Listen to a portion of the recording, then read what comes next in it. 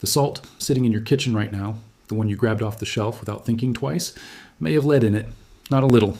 Not a trace that disappears when you cook. Lead that goes straight into your food, into your body, into your kids' developing brains, every single day. And the worst part? The brands that market themselves as the clean, natural, healthy option are often the ones testing the dirtiest. I know that sounds backwards. I know that goes against everything you've been told. But this isn't a theory. This is lab data from EPA-certified testing facilities. And once you see it, you cannot unsee it. Let's talk about what's actually in your salt. Salt is the one ingredient that touches everything. Every soup, every piece of chicken, every vegetable you roast, every meal you cook from scratch. Salt is in it. The average American consumes about 3,400 milligrams of sodium per day. Most of that comes from processed food. But if you're someone who cooks at home, who buys whole ingredients, who seasons your own food, you are interacting with your salt multiple times a day, every single day of your life. Multiply that by years, by decades. And suddenly the question of what's inside your salt becomes a very serious conversation. Here's what triggered this entire investigation. Mamavation, a well-known consumer health organization, sent 23 of the most popular salt products in the United States to an EPA-certified laboratory. They tested for aluminum, arsenic, cadmium, mercury, and lead. The results were shocking, not because some brands had trace metals, but because of how widespread the contamination was and how dramatically the levels varied from brand to brand. 100% of the products had detectable arsenic, 96% tested positive for lead, 78% had aluminum, and 35% of those had aluminum levels over 100,000 parts per billion. These are not rounding. Errors. These are real numbers from a real certified lab. And here's the twist that nobody talks about. The salts that are sold as the premium, natural, mineral-rich, health-conscious choice, the Celtic sea salts, the Himalayan pinks, the gray unrefined varieties, those are consistently the ones coming, back with the highest contamination. Meanwhile, some of the most boring, humble, plain options on the shelf are the cleanest. This is not intuitive. It completely flips the script on what the wellness world has been telling you for the last decade. So let's go brand by brand, because you deserve the actual data. Not vague warnings, not sponsored opinions, just the science. Start with Celtic sea salt, because this brand has the longest reputation as the gold standard of clean eating. For years, nutritionists, wellness influencers, and functional medicine practitioners have pointed to Celtic gray salt as the ultimate mineral-rich option. The unrefined texture, the gray color, the trace minerals, all of it screamed purity. And then the lab results came in. Several Celtic sea salt varieties tested at over 500 parts per billion of lead. 500. The gray Celtic variety was the most extreme outlier of any brand in the entire investigation. And remember, the FDA has stated clearly that there is no safe level of lead exposure. None. There is no amount at which lead becomes acceptable, especially for a developing brain. In early 2025, a proposed class action lawsuit alleged that 2 Salina naturally Celtic varieties contained approximately 460 parts per billion lead and 140 parts per billion arsenic. The company disputed those findings. The suit was voluntarily dismissed in April 2025.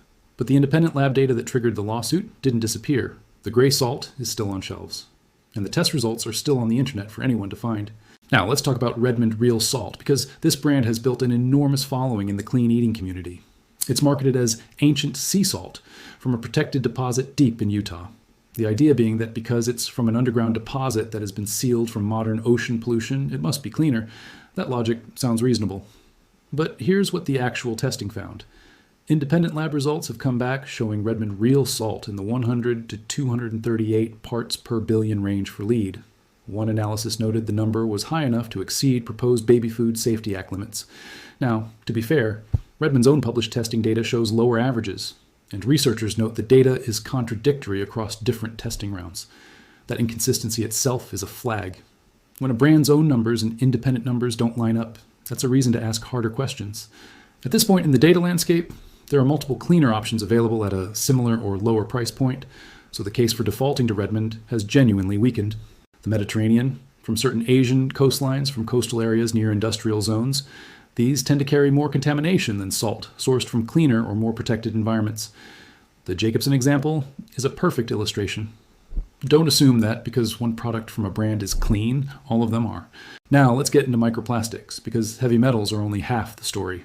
Independent research published in the journal Scientific Reports found that 94% of globally tested salt products contain microplastics, tiny fragments of plastic less than 5 millimeters in size, including polyethylene terephthalate, polypropylene, and polyethylene. These are the same plastics in your water bottles, your food containers, your synthetic clothing. They are now in your salt. And here's the part that makes this worse. A 2023 study in the journal Ecotoxicology and Environmental Safety found that a meaningful fraction of microplastics in sea salts isn't actually from the ocean. It's introduced during the production and processing stage. The machinery, the packaging, the equipment used to harvest and dry the salt. That means even a salt sourced from a pristine coastal area can pick up microplastics on its way to your table. The contamination pathway isn't just the water source, it's the entire chain. So what actually tests clean? Let's be specific, because this is the part that matters most. Diamond Crystal Kosher Salt is, as of the latest available testing data, the most consistently clean major brand on the market. As of May 2026, it remains the only product with non-detect results across multiple independent testing rounds for all major heavy metals: lead, mercury, cadmium, and arsenic. Multiple rounds. Not one lucky test. Multiple labs, multiple lots, consistent results. It's a refined kosher salt. It's extremely affordable. It has no exotic backstory, but it has the cleanest lab profile of any widely available product currently being tracked by independent researchers. If you're cooking for children, if you're pregnant, if you're simply trying to reduce your exposure without overthinking it, this is your practical everyday answer right now. Malden Sea Salt Flakes from Essex, England has an interesting history worth knowing. For years, an older study that was widely cited online reported a high lead figure for Malden. That number circulated for years in the wellness community. But in March 2025, Lead Safe Mama commissioned a fresh independent retest through their community-funded laboratory initiative, and the results came back non-detect for lead, cadmium, mercury, and arsenic. The researchers believe the older high number was likely the result of contamination in the water used during the dissolution step of that earlier test, not an inherent property of the salt itself. Malden was formally added to Lead Safe Mama's lab-tested Safer Choices list in September 2025. It remains a single independent testing round, so it's not in the same tier of certainty as Diamond Crystal, but the direction is very clear. It's a beautiful finishing salt, and the current data supports it. Saltwerk. Flaky sea salt from Iceland is another brand that consistently earns clean test results. Saltwerk uses geothermal energy to evaporate the salt, a method that is both environmentally distinct and practically isolated from the contamination pathways that affect conventional sea salt harvesting. Iceland's coastal waters are among the least industrially polluted on the planet. Multiple testing rounds have returned clean results. This is a premium product at a premium price, but if you're looking for a clean, unrefined option with real mineral character and consistent lab data, Saltwerk is a serious contender. And then there is Vera Salt, a spring salt from Spain that has become one of the more talked about options in the clean salt space over the last 2 years. Vera Salt is sourced from an underground aquifer in the foothills of Spain at over 2,000 feet above sea level, far from industrial coastlines and ocean pollution. Because it's spring-sourced rather than sea-sourced, it never comes into contact with ocean microplastics in the way that conventional sea salt does. The company has published third-party lab results going back to 2023, with additional testing in 2025 and 2026, conducted by AGQ Labs USA, Light Labs, which holds ISO 17025 accreditation, and EMSL Analytical. Their 2025 and 2026 heavy metal results returned non-detect for arsenic, cadmium, lead, and mercury. Aluminum ranged from 1.36 to 2.78 parts per million across test years, among the lowest aluminum readings in the compiled data for unrefined salts. The microplastics testing, using ISO 24787 to 2023 methodology, also returned non-detect. The criticism that exists around Vera Salt is that most of the testing has been commissioned by the manufacturer, rather than entirely by independent third parties. That's a legitimate thing to note, but the labs themselves, AGQ Labs USA, Light Labs, EMSL Analytical, are accredited, certified, and credible. And the data is publicly posted, not hidden. As of June 2026, Vera Salt has one of the most transparent and comprehensive published testing records of any salt brand currently on the market. Here's the thing about the clean salt conversation that almost nobody says out loud. For most healthy adults consuming normal amounts, the daily exposure from salt alone is unlikely to cause acute harm. The FDA's interim reference level for lead is 8.8 micrograms per day for adults. Even a salt testing at 500 parts per billion lead, consumed at 6 grams of salt per day, delivers roughly 3 micrograms of lead, below that reference level in isolation. The reason this still matters is not because one pinch of salt will make you sick. It's because lead exposure is cumulative, and there's no level at which it causes zero harm. It accumulates in your bones. It sits there for decades. And every other source of lead in your life, your water, your soil, your old paint, your food packaging, is also adding to that load. Salt is one input in a larger picture, but it's one you interact with every single day, multiple times a day, for your entire life. Over 30 years, that daily input becomes tens of thousands of meals. The math on cumulative exposure is not trivial. The groups where this conversation shifts from worth knowing to genuinely urgent are pregnant women and young children. Lead crosses the placenta. It concentrates in breast milk. It accumulates in developing nervous tissue in ways that cannot be reversed. The FDA reference level for children under 6 is 2.2 micrograms per day, dramatically tighter than the adult threshold, because a developing brain is in a completely different category of vulnerability. If you have a child, or if you're pregnant or planning to be, the cleanest salt you can find is not a wellness trend. It's a reasonable protective choice backed by science. There's also something important to understand about why this whole landscape is so confusing. The FDA does not currently have direct regulations governing heavy metal levels in salt specifically. There's no mandatory testing, no required disclosure, no label that tells you what lot-specific testing found. Brands that publish their own certificates of analysis are doing something voluntary. And brand-published testing, while not worthless, carries a different weight than testing commissioned by an independent third party with no financial relationship to the brand. The most valuable data in this space comes from organizations like LeadSafe Mama and Mamavation, precisely because they have no commercial stake in the proposed Baby Food Safety Act limits. Now, to be fair, Redmond's own published testing data shows lower averages, and researchers note the data is contradictory across different testing rounds. That inconsistency itself is a flag. When a brand's own numbers and independent numbers don't line up, that's a reason to ask harder questions.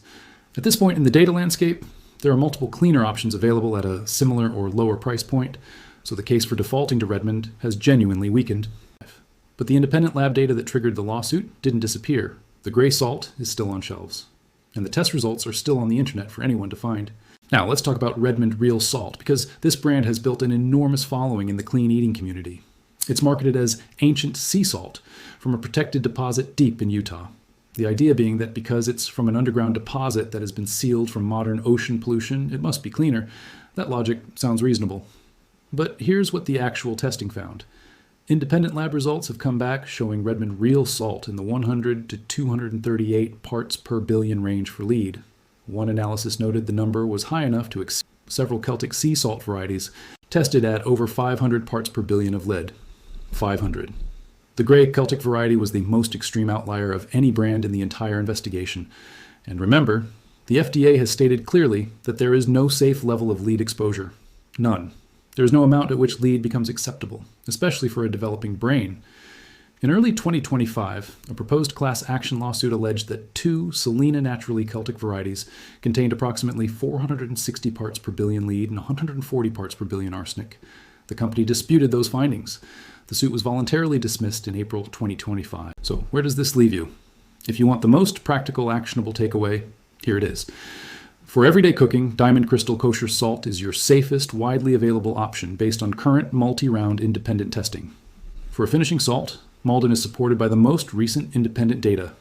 For a premium everyday option that is unrefined and spring-sourced with extensive published testing, Vera Salt is the strongest contender in that category. For budget-conscious families who want the absolute safest pick right now with zero guesswork, Diamond Crystal is the answer, full stop. What you should walk away from this knowing is that the labels are not protecting you. Natural does not mean clean. Mineral-rich does not mean safe. Ancient sea salt does not mean tested. The words on the front of a package are marketing.